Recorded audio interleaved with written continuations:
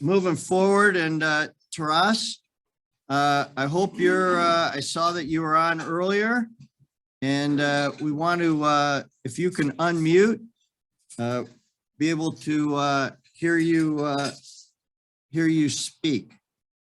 Yeah, hi everyone. You're there. Wonderful. All righty. Can you hear that in the room? Yes. We're so glad to attend to your meeting.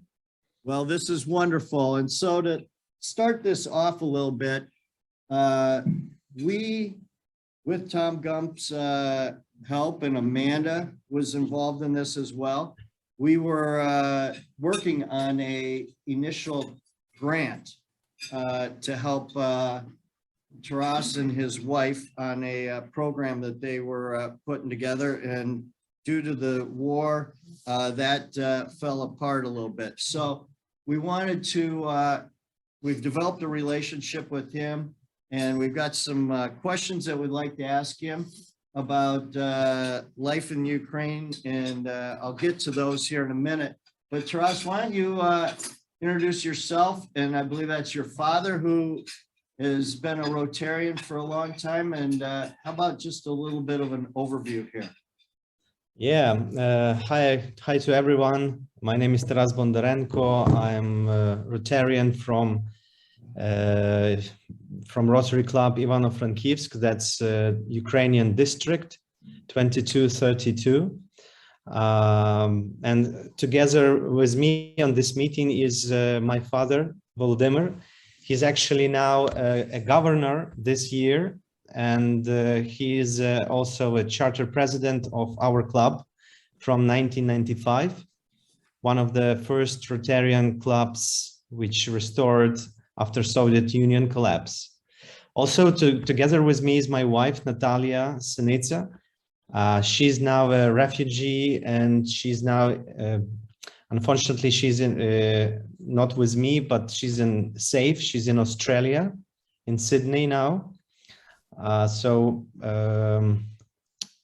That maybe like this.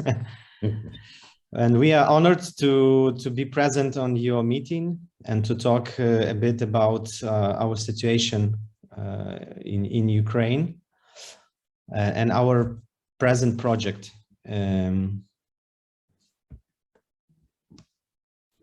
So thank you very much.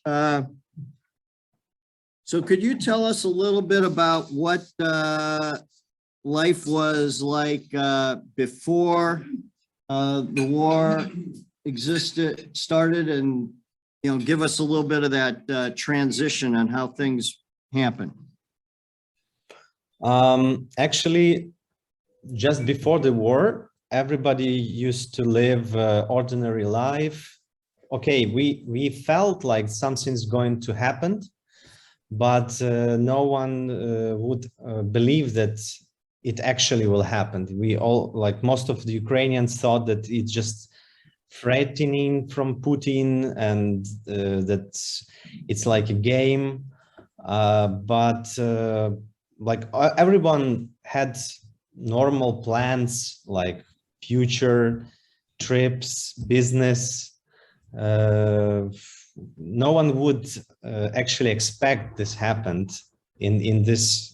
Like I talking about ordinary people, because as now we understand that our military guys, they knew that it's gonna happen, but they just didn't tell us in order to not to provoke panic. So when on Thursday, 24th of February, most of the cities of Ukraine were hit by missiles from Black Sea and from Belarus part. So everyone just woke up in the war. It was really scary, and first in my life I felt what it's like to have a panic attack.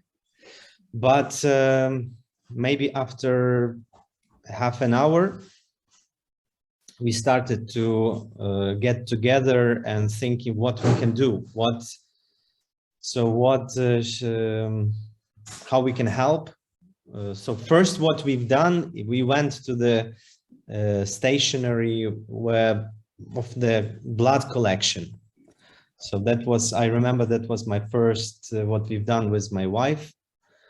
And after that, the circumstances and events start to escalate, and it was maybe like first 4 days, it was really chaotic, and no one knows what to expect. But after a while, we understood that our army is standing still, and actually we are fighting back.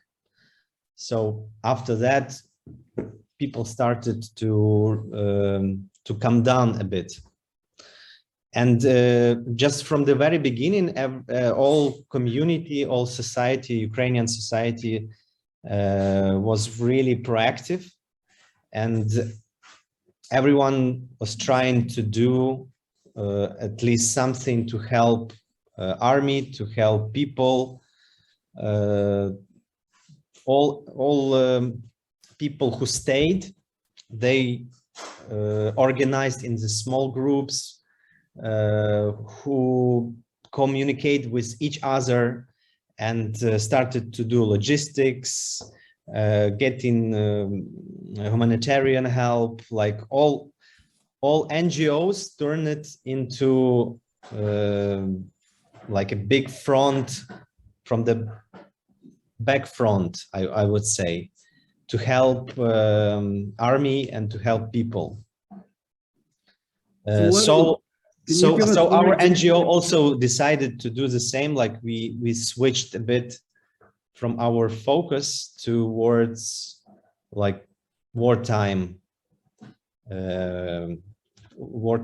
context. So what was the, I was really impressed by earlier email that we had, that you just, this transition happened so fast. So like, what would be like one of the things that you were doing? You know, you lost your job. I remember in one of our conversations, and all of a sudden, so what happened? Like one day you woke up and you were going to where? You, and I believe your wife was also at that time there with you. Yeah, we stayed. You start actually from the 24th of February, maybe like 2 weeks. You just leave 1 day plan. you don't really know what's going on, what's gonna happen. So you just plan only for 1 day. And if you're still alive by the end of the day, it's good. And plan another one. And because it's like you live in the shock, and the only thing which gives you not to go crazy, it's actually volunteering. And if you make yourself do something, you start to concentrate, and you actually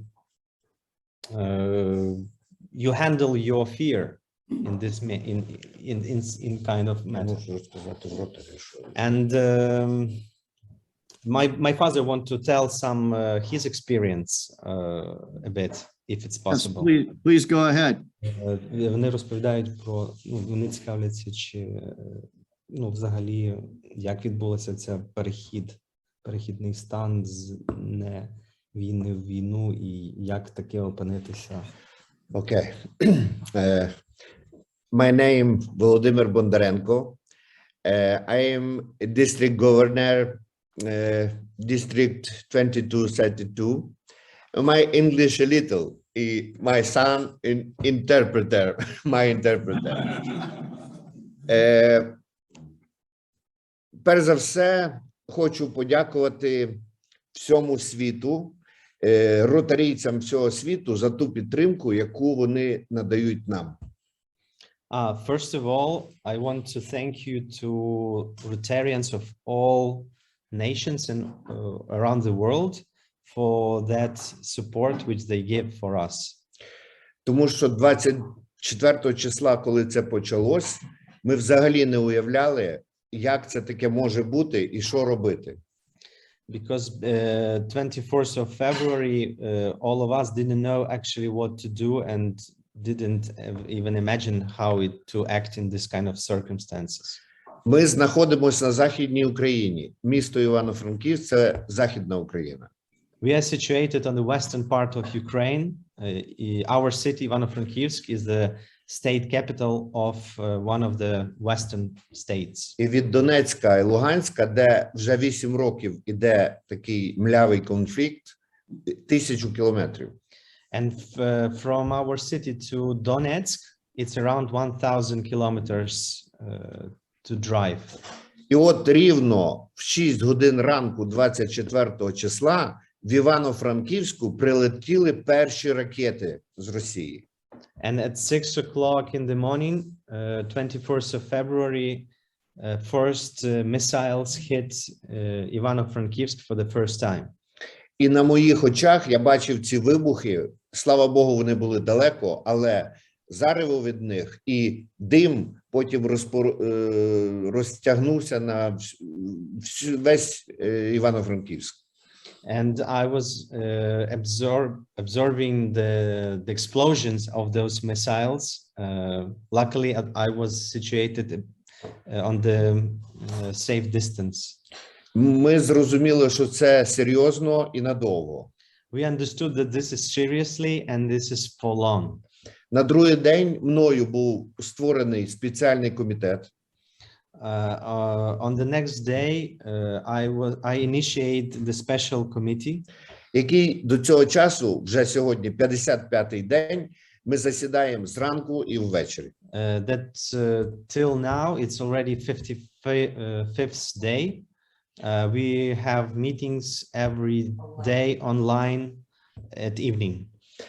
За цей час нами створені 5 логістичних центрів по всій західній частині кордону України з Європою.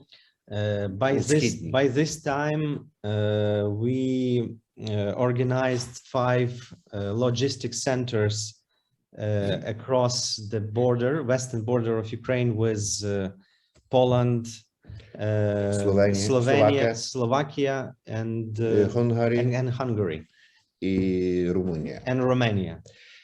І за цей час ми вже отримали різному вигляді гуманітарної допомоги на сотні тисяч доларів. And by this time we received humanitarian help from different Rotary clubs and organizations for several $100,000. І я хочу особливо подякувати американським дистриктам, оскільки вони є дуже активними і дуже нам допомагають.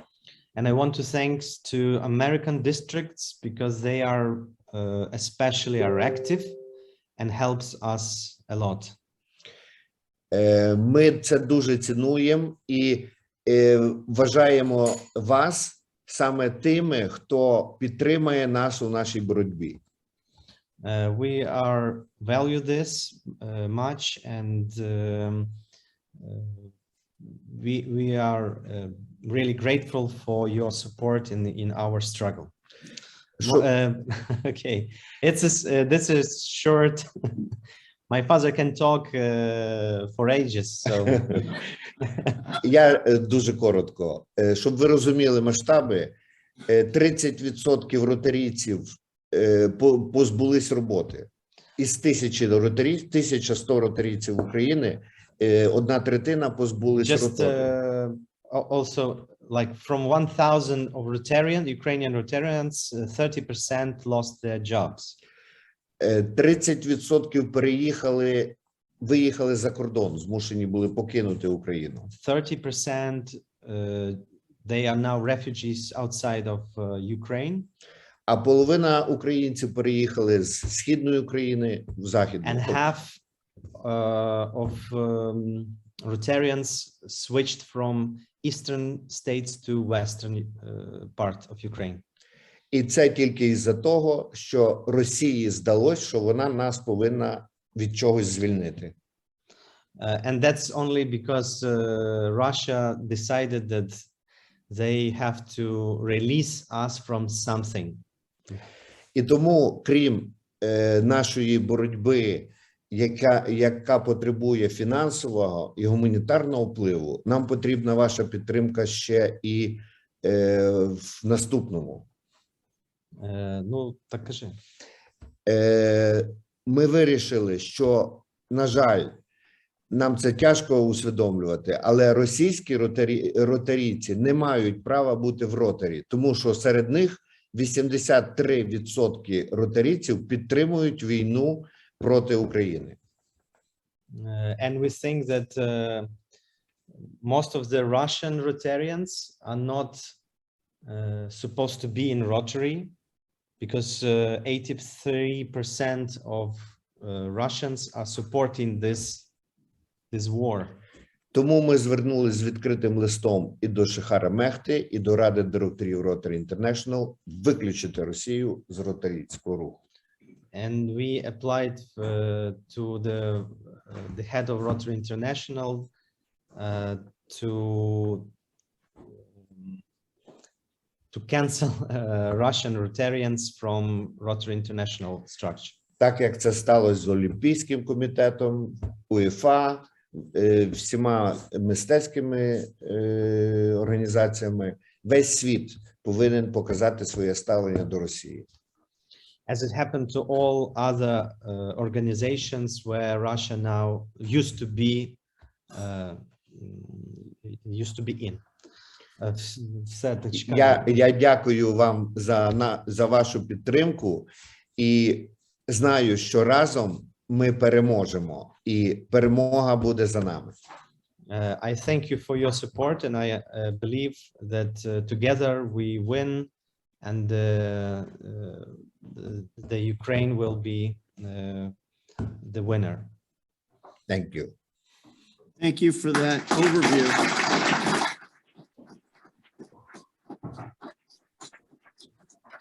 We really appreciate that. Could you elaborate or just tell us a little bit more about, is this a daily meeting that Rotarians are having? And how that all came to be? I mean, are you doing that via Zoom? And tell us a little bit more about the impact that Rotary is having on your, on what's going on. Переважно Zoom. Yeah, that's mostly it's Zoom meetings. And і що ви там робите? Ми плануємо попередньо якісь проекти. От зараз нам дуже важливо говорити з іноземними партнерами про накопичення коштів для закупки спеціальної техніки, яку не можна просто купити. І для цього потрібні трошки більші кошти. І в цьому нам дуже допомагають якраз і американські дистрикти, і європейські. Like we on these meetings we planning different projects and also we having lots of discussions with representatives from other clubs around the world or districts. And now these days our focus is on the special techniques in fire. Which are not easy to get and it takes some bigger budgets. This techniques is a need for to fight fires and destructions in the hot areas. So like almost all this kind of techniques is already bought in Austria or close the Ukraine countries, and we are gathering everything around the Europe, and lots of clubs actually helping us with fundraising to buy these things. І нам дуже приємно і важливо, що фонди ротарійські, Rotary International, Disaster Fund уже назбирав для України більше 9 мільйонів доларів. And it's really cool to know that Disaster Fund raised for Ukraine already up to $9 million.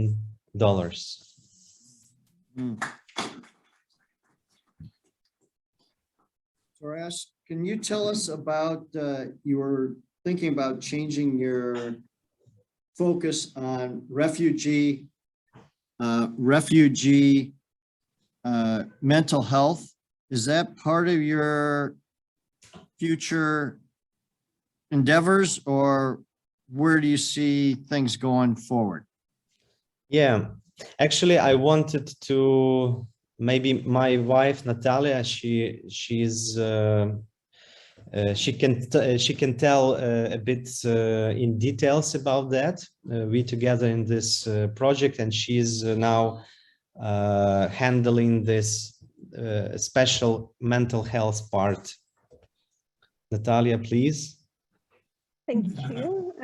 Good morning to everyone, and it's an honor for me to be able to talk to you. I will be a little bit quieter probably than Taras and Volodymyr, as it's very late at the moment where I am. So basically, everyone has the same story but slightly different. It's like 42 million stories that changed overnight, 24th of February. But Angels Care, NGO, we were pretty much the only one organization in Ukraine who was providing bereavement support. And we were pretty much the only organization who were talking about trauma, about loss, about PTSR for regular people. There were organizations who were working with soldiers who were fighting in Donbass region, but they were like really small, and we were doing national projects. We were talking loud. And we were peer-to-peer support organizations. So we had volunteers around the country. We had like 20 people living in different cities. And what happened 24th, we literally lost all our volunteers. They became incapable. We had to help people to escape Mariupol, to escape Bucha, to escape Kyiv. And now, well, we had our first meeting. We just wanted to talk to them. I realized that all of them, they're just not capable even to think. They all were in very hard mental condition. When Taras and Volodymyr are talking so bravely about how they started volunteering, I was terrified. I was volunteering, but I was volunteering from like, I don't know, it was like energy from adrenaline, or it wasn't me. So Taras and Volodymyr don't mention that we pretty much don't have proper sleep because there are alarms going on pretty much every night, and you have to get up, you have to go down in the basement because there is a risk of missile hitting the region and you don't know where it might hit. So that there are lots of refugees in the cities because 11 million people left their houses, and only 4 of them moved abroad. And then the rest 5 are actually in Western Ukraine at the moment trying to find a safe place, but there is no safe place at the moment. So it took us 3 weeks literally to help our volunteers to escape the areas where they are and to bring everyone to safe places. And they're mostly women in our organization because we were providing bereavement support for families who lost their children during pregnancy or shortly after birth. And these losses didn't stop when the war started. So it's underseeing grief. And then with all this situation, we have people who experience like multi-level trauma and multi-level loss. So first, some experience loss of their house, some experience loss of their relatives. We all experience loss of our identity, as all people who left their houses, they lost their jobs. So we were professionals. Now we are job seekers. Well, I'm in Australia looking for a job. I'm a person with a language barrier, with no Australian education. I'm like not competitive at the market. And in Ukraine, I'm very competitive. And it's something that everyone is experiencing. And the problem in Ukraine is that people are not aware about mental health. They don't understand that they all experiencing invisible trauma that actually prevents them from moving forward or makes them get stuck in their situation, or affects how they treat their children, or affects what is happening in their relationship. It affects so much that some people are just not capable to move. So that just observing, just being part of the story made us think that because we were focused on trauma and loss, we should look at this in slightly bigger scale and actually provide support. We were thinking about providing support groups, but at this stage, this is actually, we only can provide, because we work with psychotherapists, we don't do it by ourselves. We can only provide like coping strategies, support groups. So it's not like therapy, it's not treatment, it's to help people to build coping strategies. But also what we thought that we need to hire professional psychotherapists who have appropriate education, who have appropriate skills, who can provide crisis therapy. So for instance, person doesn't know what is panic attack, they cannot breathe, they cannot do anything, they can call, they can get support. So, and we were thinking that each person might get up to 3 like sessions with psychotherapists. It wasn't like a fast decision. We were looking at different options. We were looking what others are doing. We were talking to our volunteers. We were looking at our experience, but we realized that this bereavement support, loss support, trauma support is what is needed at the moment to help actually prevent the nation from, just being so traumatized, to reduce the pain and to help people make the right decision and actually sustain even in such a complicated circumstances. So when the idea came, we talked to like the most, I would say, stable volunteers from our organization. We discussed this, and we already made a list of psychotherapists who have experience and have appropriate knowledge to work with vulnerable groups of people who were affected by war.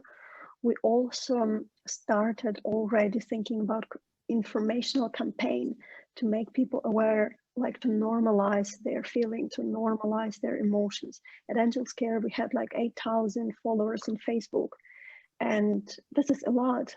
And now we started sharing the content that people are actually spreading. They are reading it, they are sharing it, because it helps them to normalize what they feel.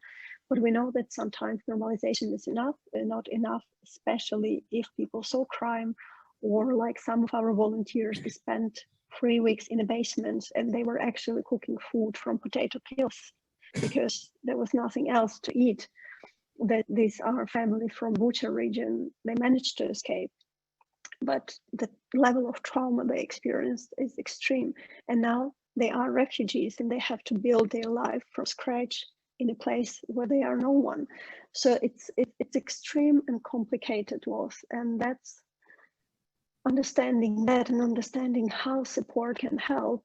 We realize that we have to actually help on the different frontier. We actually help to preserve those people who are not fighting but experiencing a lot of trauma. So Taras.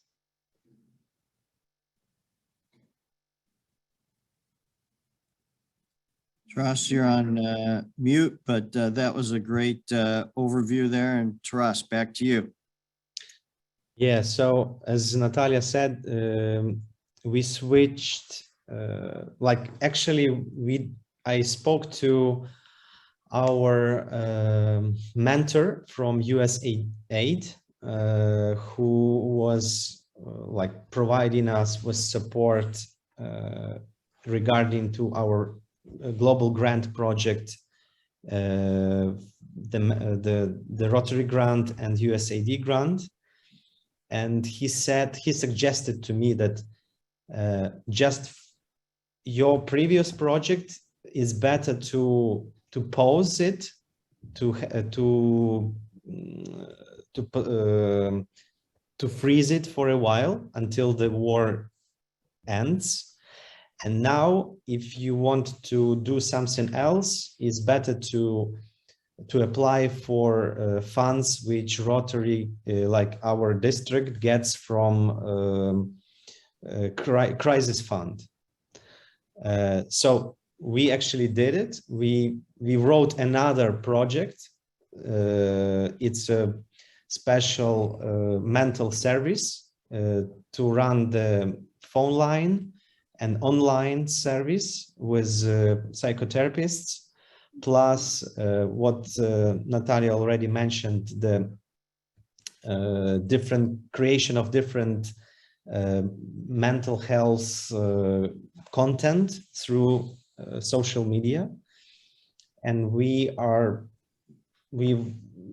actually applied it and we won it, and now it's ongoing process. We started maybe a week ago, and now we have we almost got the number.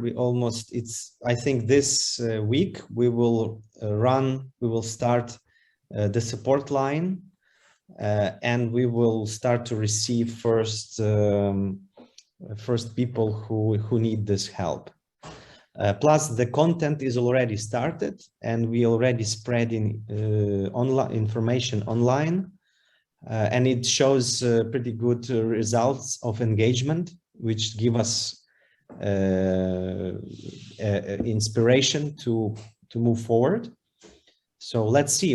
Our project is it's like first months of project, and the first milestone will be on May 20th. So we will see the results, and we will. The idea is to try it, to see how it goes. If it gives really it gives help, apply for another month, continue, and raise money also for to keep going this project from other sources in spite of Rotary. So, but this is like our prototype and our, I would say, MVP of the project. Thank you very much for that overview. We appreciate your time here. We're going to take a few questions, and Jim, do you want to come up? All right. Is it their intention to try and stay in the country? Is it your intention? I know Natalia left and she's in Australia. Is it your intention, Taras, and your father to stay in the country? Yes. My intention was to stay, and also my parents.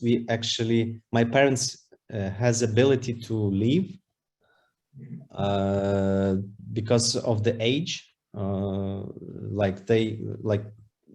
If you have like 3 kids, or you have over 60, you can leave the country.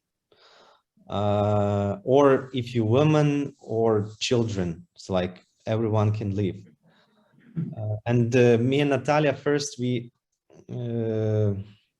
decided that we stay until something really horrible happened first, but then we decided that maybe Natalia can be more useful if she will be outside, because I can handle things here in terms of our volunteering, because besides of our project, I volunteer in different kind of logistic, supplies, things, initiatives. And Natalia can be more effective outside, and maybe she can bring some more help and expertise in our project outside of the country. Thank you very much. We decided that we stay until the victory. Hey.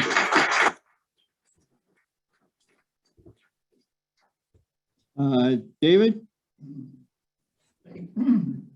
Thank you for your time and being with us. I'm from Minnesota. This is wonderful on Zoom. Have you plans or possibility that internet and is cut off somehow? You have, and then the second question is, do you have currency and banking systems? Are those working? So do you have, I don't know if you heard it, but is your banking system working, and, is there any backup for internet? Yeah, actually banking system is working pretty good. Before war, we had enough of money inside the system, and that's really helped us a lot.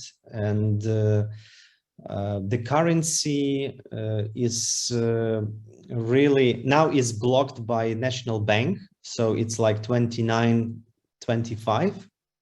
It's just slightly went up. But if we're talking about inflation of goods, actually it's lower than Russia experiencing, like because of the sanctions. So reasonably fine, like financially we are fine. All banks are working. You can receive dollars from outside. You can exchange dollars. You can buy dollars, but you cannot send dollars outside from company account. Like it's prohibited by National Bank. But the whole operation is working okay. My business, we started to look for business abroad because I do marketing. And actually, we started to look clients from Europe, from Australia, from US, and I received money transfer from US bank account. So if we're talking about financial system, I would say it's super good for these times. Internet is working perfect. We didn't experience, especially here in Western Ukraine. I know that in more difficult zones, actually we received Starlink from Elon Musk. So we have better technical situation than Russia now, I would say. Do we have another question here? Steve Lyon. How about the supply chains, the food supplies? You go to a grocery store, is it the same? Are there supplies when you go to the store, or what's the situation there? From the very beginning, it was getting really intense and crazy. But now I think the supply chains are restoring a bit. Just before the call, I have a call with the guy who before war, I wanted to start reconstruction works on my summer house. And he called to me and asked, so Taras, what's going on? Are you planning to do it? I asked him, what about the materials? What about all? And he said, materials is fine, maybe slightly more expensive, but not much. So if you think over to do it again, I'm here, I stayed, so we can do it. So this is the answer about the supply. Of course, in east part and the war zones where the intense war actions are happening, the supplies are bad, especially on those areas which are already conquered by Russia, like on the south and east, Kherson, all this Mariupol. It's like no supplies. Most almost nothing. Скажи, що ми But сьогодні 8 чоловік. here is great. Like not as perfect as it was, but we have bread. We have like all export. We have a lot export foods from Europe even before the war. So those products are most than Всі okay. порти закриті. I'll just add a little thing that while I was back in Ukraine as well, we were buying groceries for our grandmothers. And because all cheap groceries were already bought, our grandmothers received like everything organic, everything super like imported from Italy and so on. So sometimes it's a matter of compromise. So you might just buy all organic or all like high class food. But yeah, well, the basic supplies you can get, but sometimes you have to compromise with more expensive things. Thank you for sharing. We got one other question, but Taras, when we get done, maybe you and I can email back and forth about how if people want to support, the Rotary effort, and we've got Amanda here, she can probably help us figure out how to do that as well. So for those that are listening in and via Zoom and those in the room, we will figure out a couple options here, but Taras, maybe you can email me when we get done and we can figure that out. Now, Lisa's got a question.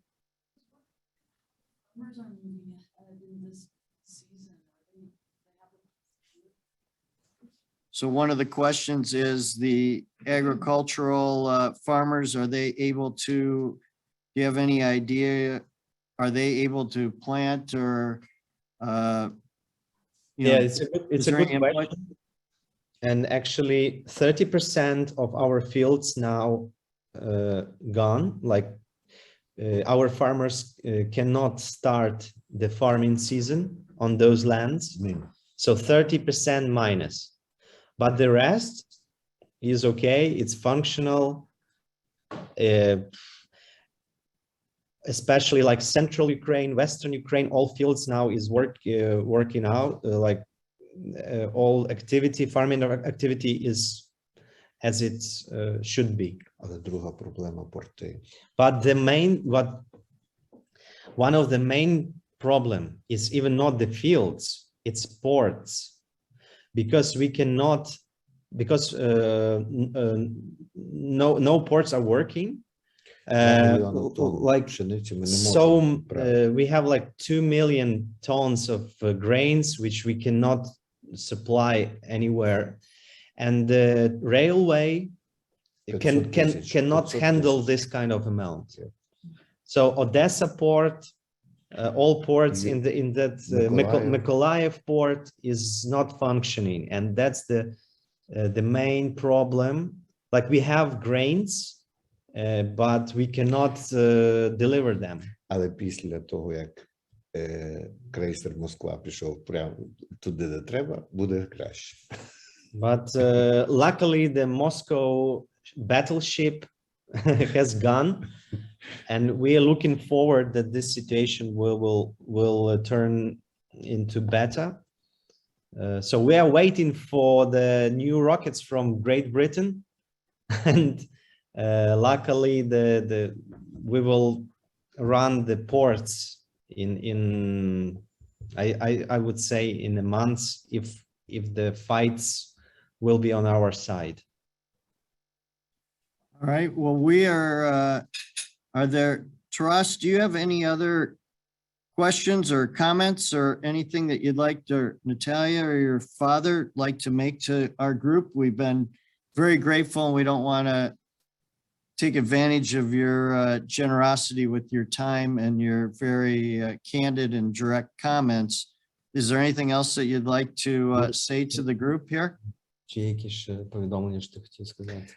Ну, моє повідомлення, і я готовий їм надати нашого офіційного листа від дистрикту англомовному варіанті з вказанням нашого дистриктального рахунку в доларах, Тому що інколи гроші від Rotary International, от ми зараз заповнили вже 3 гранти із Disaster фонду, і вони вже 3 тижні не можуть прийти до нас. А напряму, коли перераховують нам американці, чи англійці, чи новозеландці, то гроші йдуть до нас 3 дні.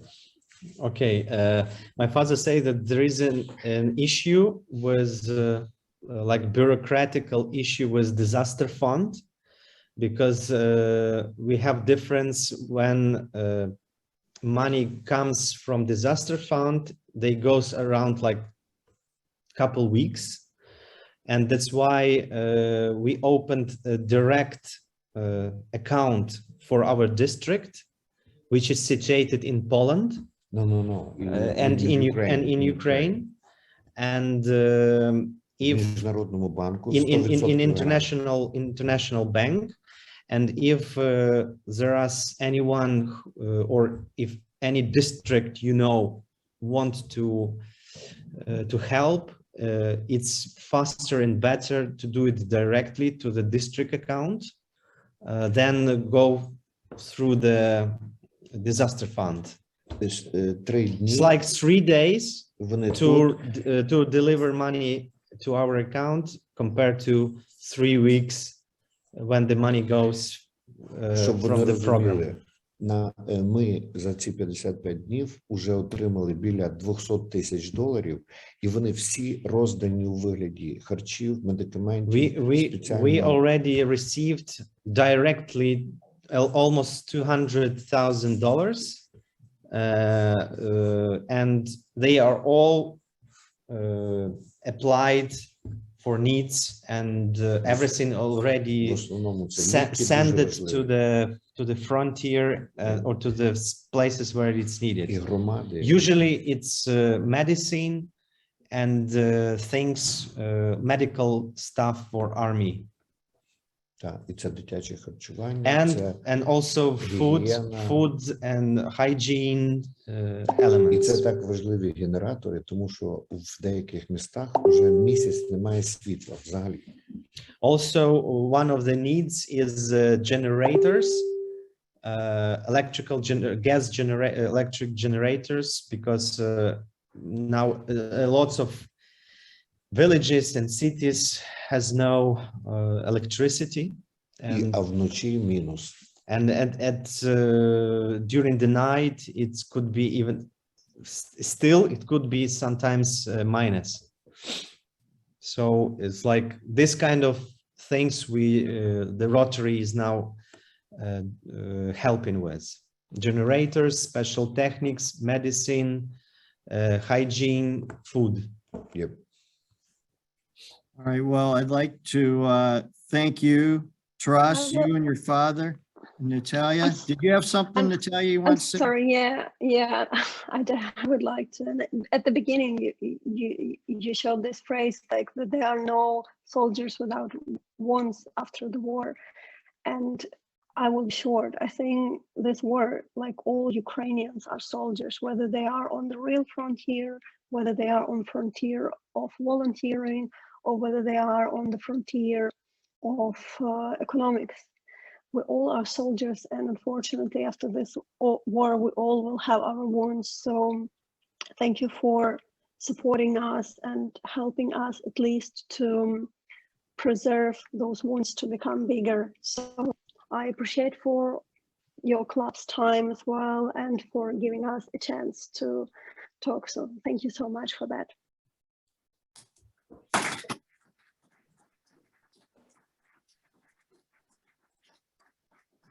We really appreciate your time. I want to also recognize Taras. This is, I have an associate in Iowa, Peter Kivariga, who his mother lives in the Ukraine. And so she's still there. So you're communicating indirectly to another member of your country from Peter, who talks to his mother every day, this is remarkable. So thank you to all the Rotarians. We will be in touch with you, Taras, and figure out how we can help support you. And it's been a great meeting. and let's go out and serve to change lives. Yeah, thank you. Thank you.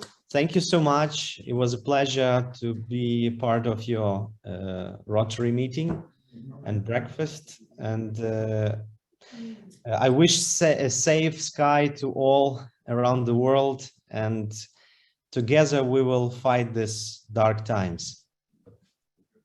Thank you. Bye. Bye.